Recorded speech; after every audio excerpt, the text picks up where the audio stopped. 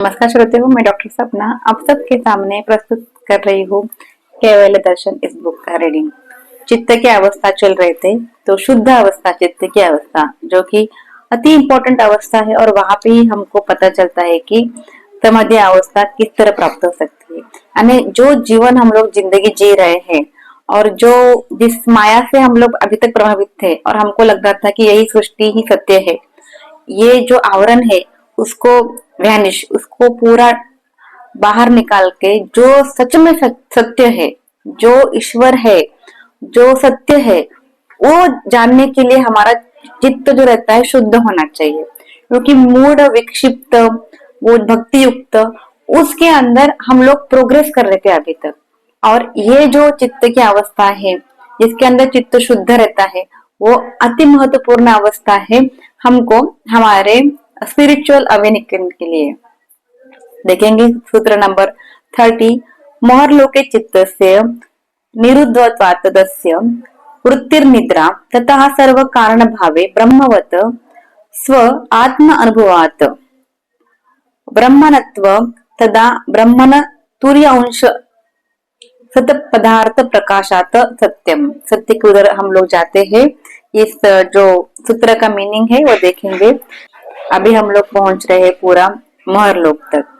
अब माया का प्रभाव उस पर से हट जाने के कारण उसके चित्त की पूर्ण शुद्धि हो जाती है। अभी तक माया से हम लोग ग्रसित थे और अब जो है हमारा माया का पूर्ण आवरण चला गया है। हम लोग भू भुवर स्व वहां से आगे आगे बढ़ते हुए अभी पहुंच चुके हैं महालोक तक। जनलोक तक लोक भी हो चुका है, महाद्वार से भी बाहर आ चुके हैं।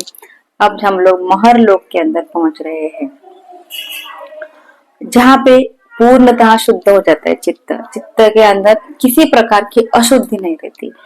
सामने वाले से या हमारे से कुछ गलती होने दो, अच्छा होने दो, बुरा होने दो, यहाँ पे हमारा चित्त का एक ही अवस्था रहता है, वो है एकदम आनंदपूर्ण अवस्था। वह ब्राह्मणों की जाति का हो जाता है। यह मन अवस्था सत्य युग में विद्यमान होती है। तो कलयुग, त्रेता युग, द्वापर युग की अवस्था जो थे वो अलग अलग जो हमारे चित्त की अवस्था थे, मूढ़, विक्षिप्त, क्षिप्र, उस अवस्था में चलेगी। और ये जो शुद्ध अवस्था है, निरुद्ध अवस्था है, इसके अंदर सत्य युग की चित्त की अवस्था रहती है।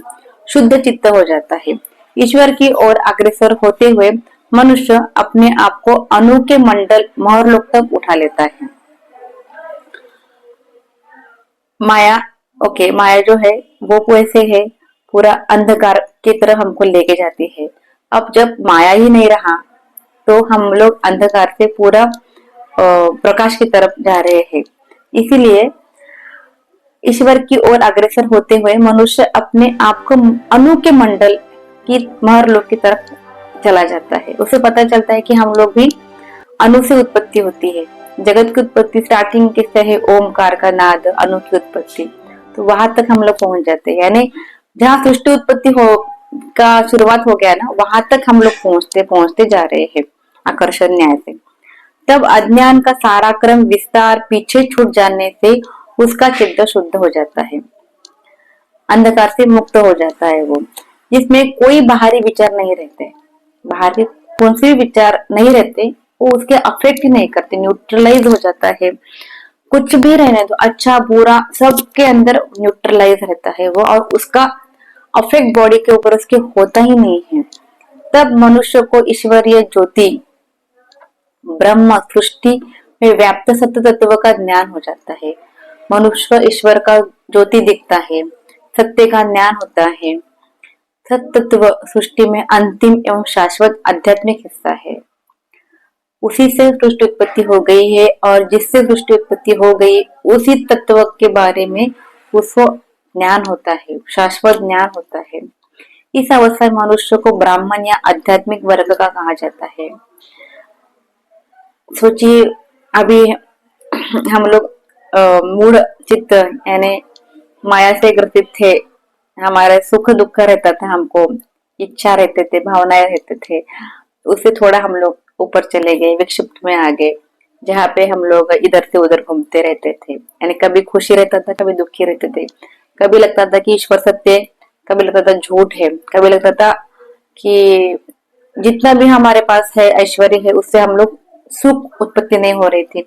तो कहाँ सुख है वो ढूंढने के लिए हम लोग आगे निकलते जा रहे थे। फिर हमारा भक्ति युक्त हो गया चित्त, यहाँ पे कि हम लोगों को शांति आ गई मन के अंदर, ध्यान अवस्था बहुत ज्यादा गहरी हो गई और सत्य ईश्वर का सत्य है मार्ग, करेक्ट है, वहां पे हमको जाना है, वहां से हम लोग पीछे नहीं जा रहे थे अब। ठीक है, माइंड के अंदर हमारे माया फिर भी आते जा रही थी, मगर हम लोगों को पता था कि मुझे ये जो भी है ये माया से है, मेरे आंखों के सामने जो भी दिख रहा है वो सब कुछ भ्रमित करने वाला है मुझे, और मुझे सत्य का ज्ञान ईश्वर की तरफ जाना है। एकाग्र चित्त हो जाता था और भक्ति युक्त होके भगवान पे ध्यान करना, ध्यानस्थ होना अवस्था चल रही थी। ओके, उसके अंदर ओमकार का नाद भी हमको सुनाई दे रहा था। अब ये सब अवस्था पार होने के बाद जब चित्त शुद्ध हो जाता है ना, तो व्यक्ति एकदम पवित्र हो जाता है, अपवित्रता का एक भी अंश उसके अंदर नहीं रहता और वो किसी के भी इससे अफेक्टेड नहीं होता, माया उसके ऊपर इफेक्ट नहीं कर सकती। अब वो ईश्वर को जान लेता है, ईश्वर की ज्योति के वो खुद ही ईश्वर बनना चालू हो जाता है, ईश्वर का अंश ईश्वर बनने की तरफ सत्य का ज्ञान हो जाता है, क्योंकि वो मोहर लोक तक पहुंच जाता है। इस तरह से उस सौर मंडल के टाइम में अगर मनुष्य सामान्य अवस्था देखे, यहाँ पे क्या है, जबकि जब किसी भी सौर मंडल में यह मनुष्य की सामान्य अवस्था रहती है तो उस समस्त मंडल को सत्ययुग की कहा जाता है। अब सभी लोग अगर ऐसे बन गए कि सभी लोग को पता है कि मैं ही ईश्वर हूँ, सृष्टि उत्पत्ति कैसे हो चुकी, सत्य से हो गई, सब कुछ नॉलेज जब उसको पता चलता है तो उस युग का कहा जाता है सत्य युग। तो इस तरह से सूत्र 30 कंप्लीट हो चुका है, जहाँ पे शुद्ध चित्त की अवस्था है। तो सभी को ऑल द बेस्ट, सब लोग ध्यान अच्छे से कीजिए और सत्य की तरफ जर्नी स्टार्ट कीजिए और सत्य को ग्रहण कीजिए। धन्यवाद धन्यवाद धन्यवाद। होप तो मैं जो आपको बता रही हूँ आपको समझ में तो आ रहा है, मगर उसके मार्ग में भी चलना उतना ही इम्पोर्टेंट है। तो मार्ग पे चलिए, ध्यान करते जाइए और अपना जर्नी, स्पिरिचुअल जर्नी के अंदर अवेकनिंग होते जाइए।